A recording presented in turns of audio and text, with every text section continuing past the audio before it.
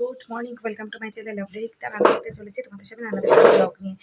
আজ হচ্ছে বুধবার, বলেছিলাম যে মেয়ে সোমবার থেকে আবার স্কুল টাইম চেঞ্জ হয়ে গেছে, তো সেই টাইম ম্যানেজমেন্টটাকে নিয়ে আরেকটা ভিডিও করব, কারণ সেরকম তো কোনো কন্টেন্ট পাচ্ছি না। তো এরকম একটা কন্টেন্টে ভাবছিলাম করব, আর ঘরের কিছু কাজও করব। তো তার জন্য বুধবার দিনটা বেছে নিয়েছি ঘর দর পরিষ্কার পরিচ্ছন্ন করার জন্য, কিন্তু একদম বেস্ট। তা দুষ্টুমার তো 10টার থেকে স্কুল, কিন্তু ওর গাড়ি আসবে 9টা 15 নাগাদ। আর সুজিত চা খেয়ে চলে গেছে দোকানে, আর আমারও হরলিক্স খাওয়া হয়ে গেছে। সেটা চলে এসেছি রান্নাঘরে, কারণ ও তো খেয়ে দিয়ে স্কুলে যাবে, ওকে টিফিন করে দিতে হবে। অবশ্য টিফিনটা সেরকম মাঝে সাঝে করে দিতে লাগে না, মাঝে সাঝে ও বাইরের খাবারই নিয়ে যায়, যেমন কেক, বাউলি, বিস্কুট এগুলোই নিয়ে যায়। কিছু কিছু টাইমে আমি এই শিলা মতন করে দিই, মানে ওটস দিয়ে বা মুগ কলাই দিয়ে পেস্ট করে সেটাকে গোলা রুটির মতন ওরকম ছিলা করে দিই। আর সাথে যদি একটু ডিম মিশিয়ে দেওয়া হয় তাহলে তো ওই ছিলাটা আরও খেতে ভালো লাগে। ও ওই জিনিসটা সস দিয়ে রোল করে দিলে এগ রোলের মতন ভালো করে খেয়ে নেয়। তো ওই রকম বানিয়ে দিই, কিন্তু আজকে ভাবছি ওটাই বানাবো। আর বাইরের ওয়েদারটা পুরো মেঘলা, পুরো মেঘলা। একটু পরে মনে হচ্ছে কি যে বৃষ্টি চলে আসবে। কোনো ব্যাপার না, বৃষ্টি চলে আসলেও শুধু একটু ডিফিকাল্ট হবে, যেহেতু জামা কাপড় কয়েকটা ভিজিয়েছি, সেইগুলো কাছাকাছি মেলার একটা সমস্যা হবে।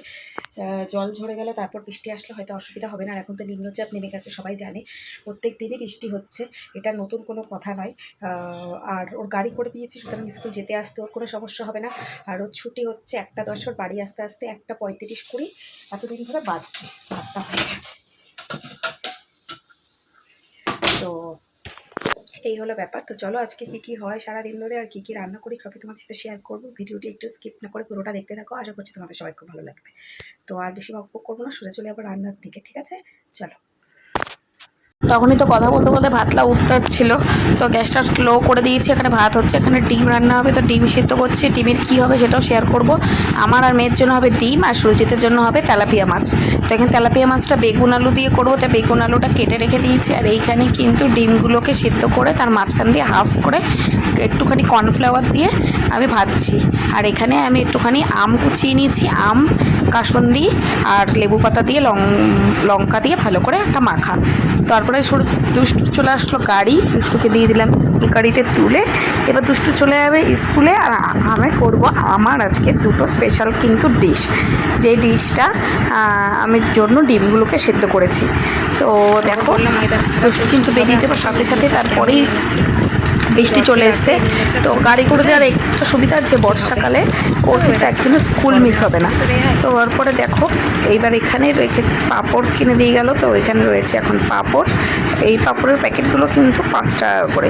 তো ডিমের কি কি করেছি তো একটু তোমাদের দেখিয়ে দিই। এইখানে কিন্তু রয়েছে ওই যে বেগুন আলু দিয়ে তেলাপিয়া মাছের ঝোল, হালকা একটু সর্ষে বাটা দিয়েছি। আর এইটা হলো চিলি এগ। এটার আগের রেসিপি কিন্তু তোমার সাথে আমি আগেই শেয়ার করেছি বলে ফুল রেসিপিটা শেয়ার করলাম না। সাথে তো ভাত, লেবু, শসা এগুলো তো আছেই। আর আমি এখন লেগেছি ঘর পরিষ্কার করতে। ঘরের ঝুল টুল একটু ঝেড়ে টেরে নিয়ে বিছনার চাদরটা চেঞ্জ করে নিলাম। তবে হোয়াইট চাদরটাই পাচ্ছি, ভালোই লাগে। হোয়াইট পাতা থাকলে কিন্তু ঘরের সৌন্দর্যটাই কিন্তু বেড়ে যায়। তো কেমন লাগছে অবশ্যই বলো।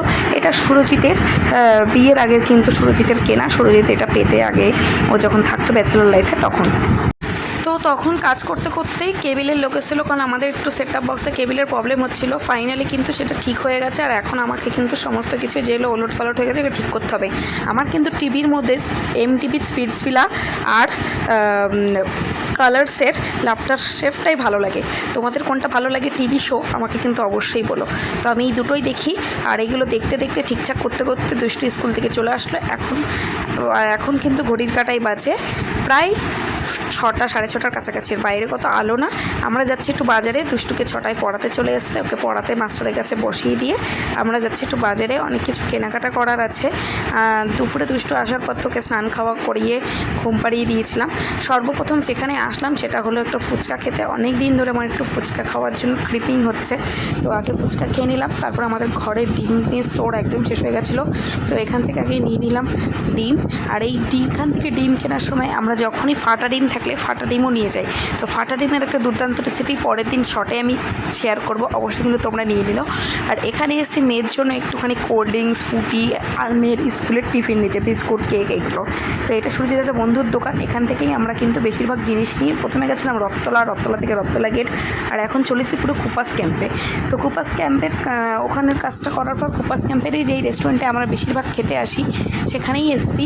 না, বিরিয়ানির হাঁড়ি দেখে ভেবো না যে বিরিয়ানি কিনবো, কারণ বাড়িতে দুখানা রান্না করে এসেছি, সেগুলোই রাতে খাওয়াবে।